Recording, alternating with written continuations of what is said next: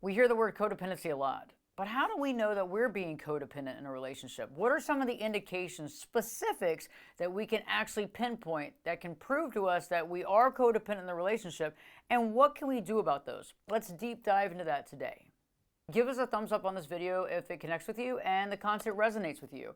Also, subscribe to the channel if you want to learn more about relationships, toxic relationships, overcoming those, dealing with narcissism, and the list goes on. So let's deep dive today into codependency, specific indications that we may be codependent in a relationship. The first indication that you're in a relationship where you are in the role of the codependent is that there seems to be no room in the relationship for your emotions and your feelings and your needs. And that's very interesting if you think about it, because a relationship should be a two-way street. It should be about both people's feelings, both people's emotions, both people's needs. But what I've found is that when we're playing the codependent role, we're basically caretaking for that other person, taking care of them, being their provider, listening to their stories, being there for their needs, trying to take care of them, trying to fill that void. And when we start talking about ourselves, there seems to be not enough oxygen in the room. It feels as though, it's just you feel depleted too because you're trying to take care of this person, but yet there's really no time to really take care of yourself. It also doesn't feel like that other person is really caring about your feelings or needs because it seems like they're overwhelmed with their issues or really self-focused on their own feelings and thoughts. And this is a big indication when you start feeling as though you don't really have any room to talk, and when you do maybe talk, the other person's like, oh, can you make the story shorter, or I'm not that interested, or they start talking over you, or they're very disinterested. That's a very big indication that this person's feelings and their needs are trumping yours. And so you thinking about how to overcome that is very interesting, because a lot of times in these relationships where we are playing the codependent, we've been doing this for so long that we've been actually training the other person. But also we've been taking care of the other person so long that we've stopped taking care of ourselves. We've actually put ourselves on the back burner. I've had many clients complain of health issues, or they haven't taken themselves to the doctor because they've been so overloaded taking care of this other person's needs. Maybe they've put other things on the back burner because they don't have enough time, because they feel so bombarded by taking care of their responsibility, but also taking care of the other person. And so that can be an indication that you may be in the role of the codependent.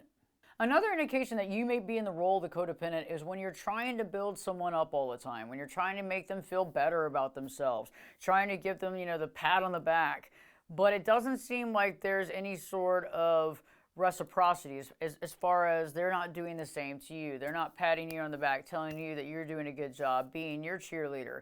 And it can be exhausting because you can only build up somebody so much until they have to actually take over and start taking care of themselves and believing in themselves. And I found that we can go down that slippery slope a lot when we're trying to build that person up, when that person does not believe in themselves or has insecurity or is dealing with other issues. It can be hard because what we're trying to do is almost impossible, because we're taking away what this person needs to do for themselves and we're trying to do it for them. And that's why it can seem overwhelming when you're trying to build somebody up. It's like, I keep telling them how great they are. I keep giving them all these kudos and, giving them little cards and pats on the back and everything. But it just seems like they're never happy. They're never feeling good about themselves. And you have to realize that in order to fill a void in our own life, we have to fill our void ourselves. Nobody can actually make someone else happy. We can, make somebody feel good. We can be there for somebody, but ultimately that other person has to take care of themselves and make themselves feel good and fill their own void. It's not up to us. And when we take over that and try to do that, we're finding ourselves in the codependent role. Another indication that we found ourselves in the role of the codependent is that when we're doing other things for somebody else that they could do for themselves. It's pretty cut and dry. The things that they need to do for themselves, the errands that they need to run for themselves, those types of things. When we start taking over and doing those things, we're doing the things that that person needs to do for their own self. And there's two problems with that. First, that person needs to step up to the plate and do that. It's the responsibilities for themselves, to make themselves feel better, to bring more self-esteem, and to do what they need to just fulfill their own personal responsibilities and obligations. Sometimes we have to allow people to be upset or angry that they haven't done things and allow them to finally get over that hump to start doing things instead of doing things for them, because otherwise we're enabling them.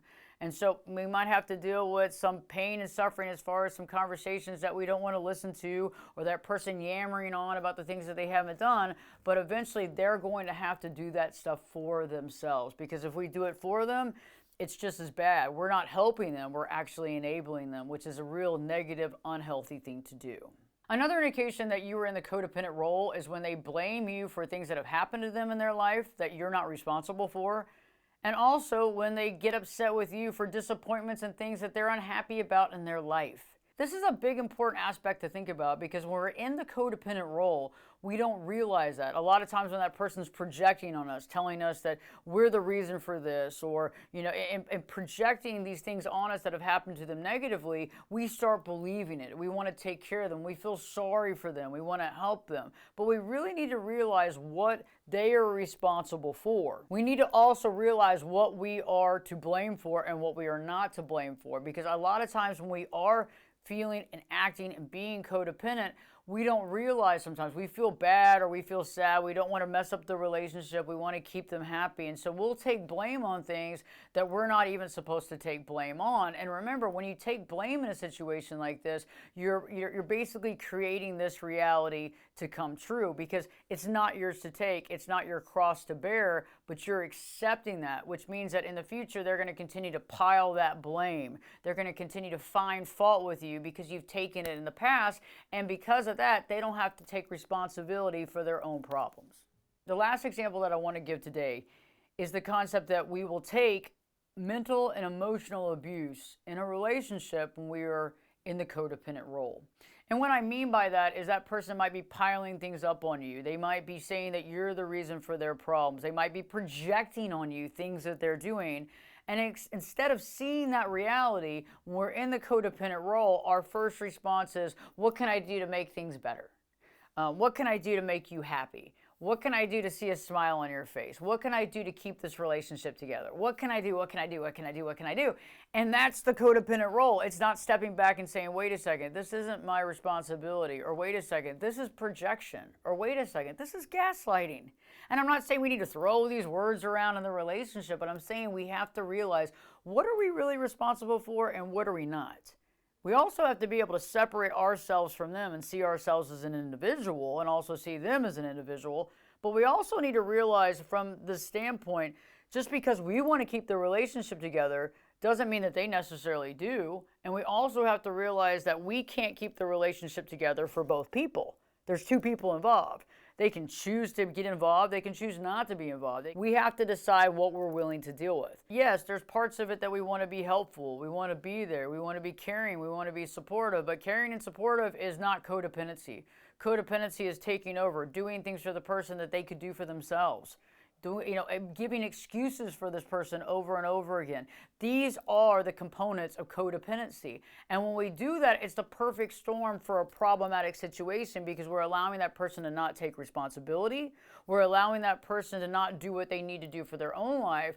And then we find ourselves putting ourselves on the back burner to take care of their life and losing our identity in the process. Once we begin to realize our value, you could work with somebody like me. I work with clients about this exact subject day after day. And this is something that we empower ourselves with and make changes with. Because once we understand the component here and we understand why, and that's what we dig through and figure out, why are we doing this, we can then make changes in our life to overcome that and to find successful relationships, or to change the relationships we're in to make them successful and more healthy relationships to be in. I hope this video has connected with you. Again, give us a thumbs up on this video if you like the content and has resonated with you. Also, if you want more content like this, please subscribe to the channel. And in the meantime, don't forget to live your true life.